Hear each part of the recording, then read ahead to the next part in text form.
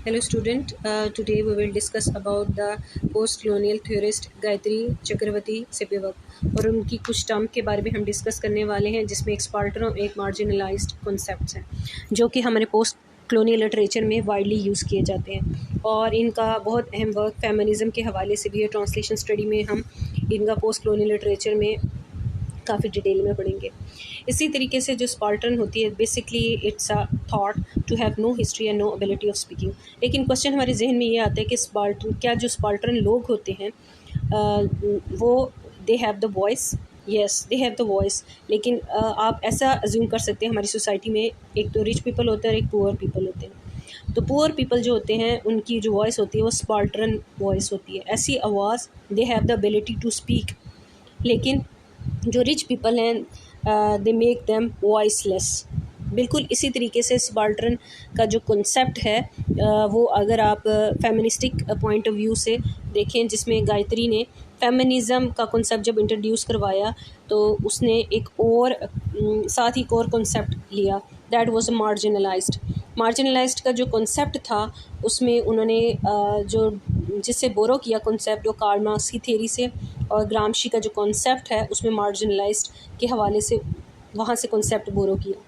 वो कहती हैं कि मार्जिनलाइज्ड जो औरत होती है, द वुमेन्स आर डबली और ट्रिपली मार्जिनलाइज्ड। यहाँ से डबल या ट्रिपली मार्जिनलाइज्ड किया जाता है। और पोस्ट कॉलोनियल लिटरेचर के हवाले से गायत्री जो मार्जिनलाइज्ड की बात करती है तो कहती है कि लोगों को basically on the basis of racism जो है मार्जिनलाइज्ड किया जाता है। जैसे कि इंडियन सोसाइटी के अंदर there are different caste system like Brahmin, Shudra, खश्तरी वगैरह, ये डिफरेंट कास्ट सिस्टम है, जिसकी वजह से जो ब्राह्मण्स हैं दे आर एलीट क्लास और उनका जो रुतबा और मकाम है सबसे शूद्र जो हैं this is the most marginalised class in the Indian society. यहाँ पे वो फेमिनिस्टिक पॉइंट ऑफ व्यू से औरतों के हवाले से कहती है कि औरतों को जब मार्जिनलाइज्ड किया जाता है तो डबल या ट्रिपली टाइम मार्जिनलाइज्ड किया जाता है। फिर वो यहाँ ये भी एक्सप्लेन करती है, पहली दफ़ा जब औरत को मार्जिनलाइज्ड किया जाता है और पहली दफ़ा जब किया गया, ठीक है, वो सबसे पहले वो क्लोनाइज़र थे, सेकंड टाइम मार्जिनलाइज्ड आदमी करता है, और थर्ड टाइम मार्जिनलाइज जो औरत ही दूसरी औरत को करती है।